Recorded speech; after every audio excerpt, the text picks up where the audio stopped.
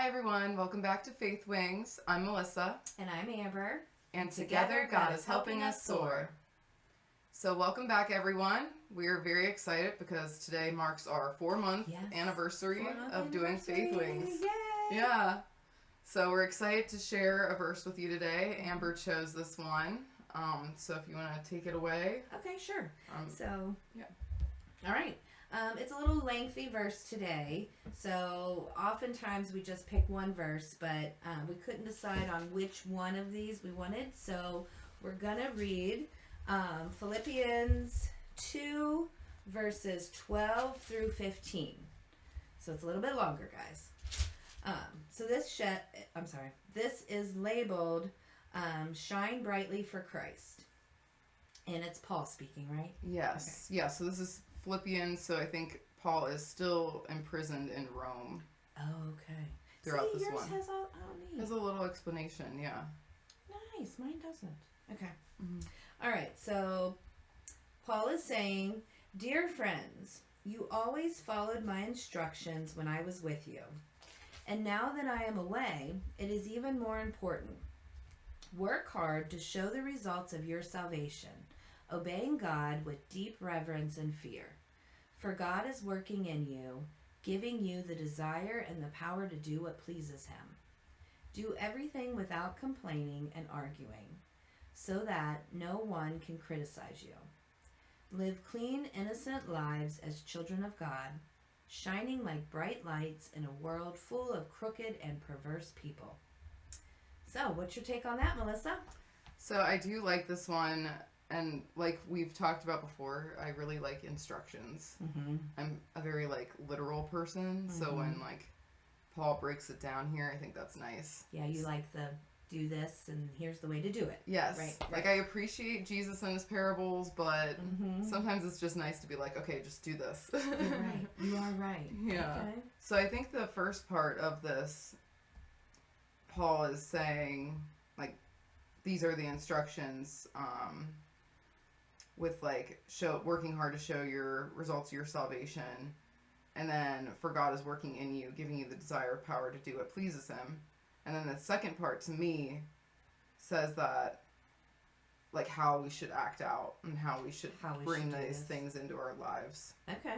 Does that make sense? Absolutely.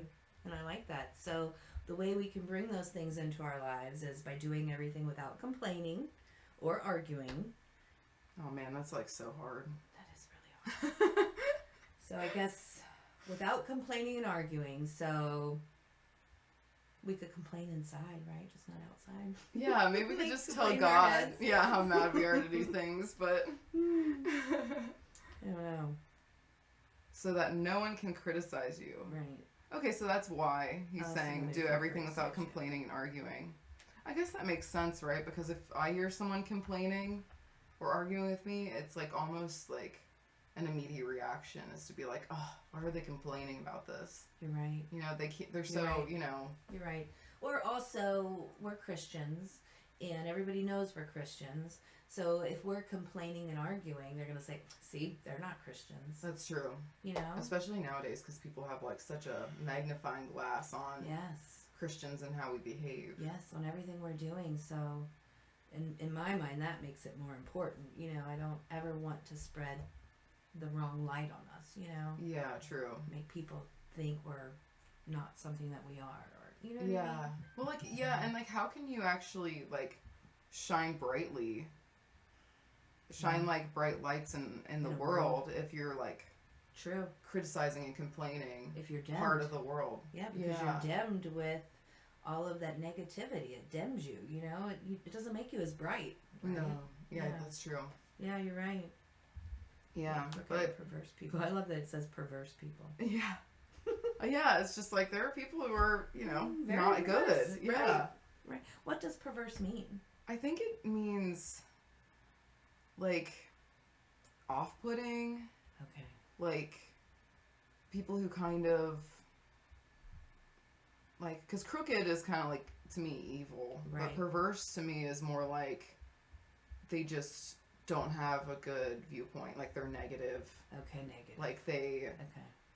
Yeah, they're the ones who would be complaining and arguing, and they just kind of bring you down Okay. when you're around them. Totally down. Yeah. Like That's kind of how I imagine it. Okay. Yeah, like they just, because people like that who just complain and like, they can bring the whole energy of the room down. You're right. You're right.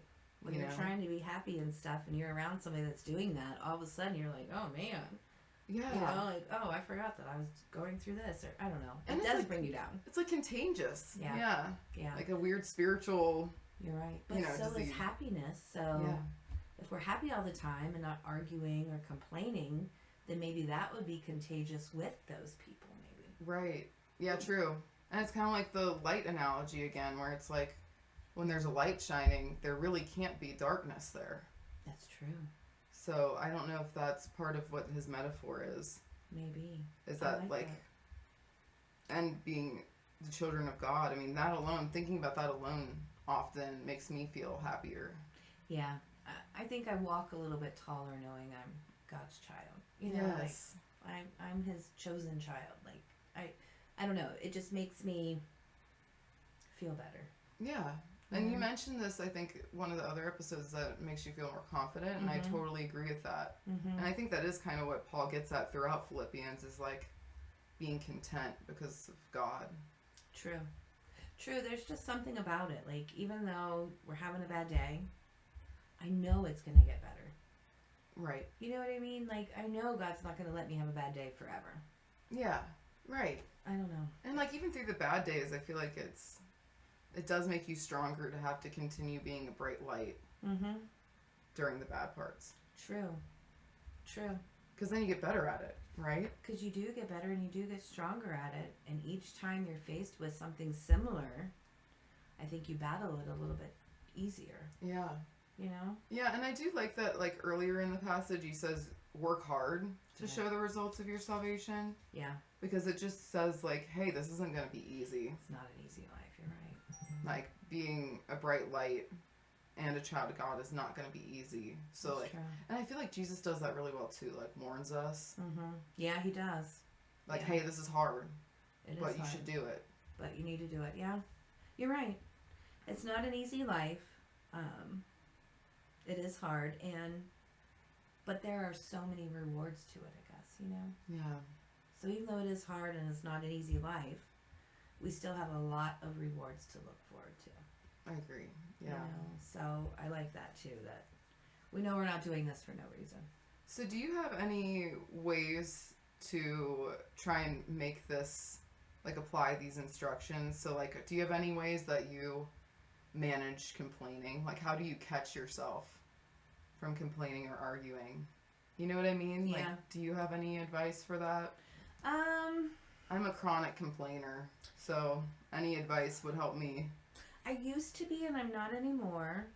And I think I'm trying to remember how I was able to correct it. Well, I always, my glass is half full, so I'm always looking at whatever the situation is. And so, for instance, my glass is half full. Some people are like, oh, my glass is half empty. Yeah. Where I'm like, hey, my glass is half full, I still have plenty. Half to go. So, just always trying to look at the bright side of things. So, that's how I would handle the complaining, is not looking at the bad, looking at the good. So, or, I'm running late for work. Well, at least I'm still on my way, Right. Oh, true. I didn't have a horrible car accident and stuck in the hospital or something. At least I'm on my way there. Yeah, that's a good point. It's like almost like accepting what's happening and then being like, okay, but what is good that's going on right now? Yes. I like that a lot. Yeah. So, and it takes you a little while to retrain your brain. But once you do it, like for me to come up with those reasons for you is a little bit harder because I'm so used to doing it. Yes, like you don't even think about it now. Right. It's just like your action. Yes. Yeah. That's my automatic. So, or, when something doesn't go my way, like today, something happened today that didn't go my way. And I was like, well, I guess I'm just going to have to go do it. Yeah. Even though I didn't want to. I just said, well, I guess I'm going to have to go do it. But the bright side is I can leave whenever I want. Right. You can still adapt. Yes. And make the situation good. Yes. Make Yeah. it positive. I see. So that way you can benefit from it, or not even benefit, but like you can get through it Yes. with a good mindset still. Yes. I like that a lot. Yeah. So, that would be my advice. I think that's really good. Yeah, I have a tendency of like spiraling, and I think a lot of people do. Mm-hmm. Especially, I don't know what it is about. I don't know if other generations went through it, but I feel like people in my generation tend to get stuck on something or like a thought, and then they just let it like fester. You know, where you're just like, oh my gosh, I'm so upset about this one thing. And maybe it's anxiety. I don't know what it is, but I feel like it's pretty common. I think it's pretty common in our entire generation. Not like all of us. Just generation, but yeah, I think that's I think that's a natural response. You know, but I think we can be better than that by just constantly retraining our brains to think of the opposite. Yeah, I like that. Find the good in every situation, and once you do it for a little while, it becomes so much easier. So is this also, do you think, like a situation where giving it to God would be helpful too? Yes, you could ask him to help you. Yeah. Absolutely. I don't know. See, I've been my glass is half full for most of my life, so it was before I found God that I've been that way. But yes, being with God, yes, you can still give it to him. Like, you know, God, this situation is wanting to bring me down, and I'm trying to find all the positives in it. Just please help me. You know, take this situation from me and help me handle it. You could ask that. Yeah, I love that too. Yeah. Okay, that's good. And I think that's awesome because Absolutely. it's like very practical. Yeah. You know? Yeah. And then arguing, I think arguing is an easy one to overcome would be if somebody wants to argue, you don't have to keep speaking with them. Yeah, you You can just can say, remove "You know yourself, what? right? I'm going to agree to disagree and I'm going to leave now. And you just walk away. Yeah, You know? that's true. So I think that for me, that's an easy one. That's what I do. You know what? I'm going to agree to disagree with you. I'll talk to you later. I'm going to disengage and move on. Yeah. Yeah. Yeah, see, I have a problem with arguing. Do you? Yeah, because I don't know if it's just like from being a scientist or what, but it's always been pretty normal for scientists to disagree and stuff. So like it's almost just part of the job. But I hate arguing. So just disengaging and walking away is probably usually better. At least until I'm in like my cup is half full or half full mindset, and then I can go back and then it's just talking and it's not arguing. True. Although I've seen you with some arguments that you have done really good. Oh, thanks. You know? Yeah. With some of our groups and things, I've seen you've done pretty good with it. Thank you. You do tend to, you banter and you're like, well, I see that you see it that way, and I like how you do it. So I think you've got some good skills already. Thank you. Yeah. Yeah. Absolutely. Absolutely. Yeah. Remembering to disengage helps. Yeah. Yeah. And, somebody a long time ago told me, don't take it personal. Yeah, that's good advice. That's true. Yeah, take the personal out of it. And remember, it's just a situation. It's not an attack on you personally. I forget about that in like highly emotional situations, but that's true. But I think with every situation you can. Yeah, you definitely can take it personally. This has nothing to do with me. I'm going to just agree to disagree and move on. Yeah. Yeah. So. Okay, do you have anything else you want to talk about? No, just I do like that shining like bright lights in a world full of crooked and perverse people. I like that. If we all just shined our light more, think of how much lighter the world would be. It would be. It would be much better. I mean, I think there's a reason that like at Christmas time everyone's in such a good mood. Yes. Right? All the pretty lights out. Yeah, it helps. Yeah. Absolutely. Absolutely. Okay. All right. Well, we would love to know your comments, questions, concerns. So give us your feedback. Yeah, how do you apply this verse to your life? We're curious how other people apply it. How do you prevent yourself from arguing? Yes. Sometimes taking a deep breath helps, but other times some people are just so perverse. That's true. And maybe that deep breath just helps them more. Yeah. Yes, but please like, comment, and subscribe. Yeah, absolutely. Do you want to finish with a prayer? Oh, yes. Is that okay? Sure. All right. Okay. Dear God, thank you so much for bringing us together. Melissa and I just love doing this. And I'm so glad to have Alyssa by my side. Thanks for allowing us to do this for 4 months now. How exciting. God, just continue to lead us and let us know what you want us to do. We just want to share your word with the world, and we hope that all of those that can listen can hear. So thank you so much, Father, and until next time, amen. Amen. All right. Thanks, everyone, and we will see you next week. Yep, we'll see you next week, guys. Bye. Bye-bye.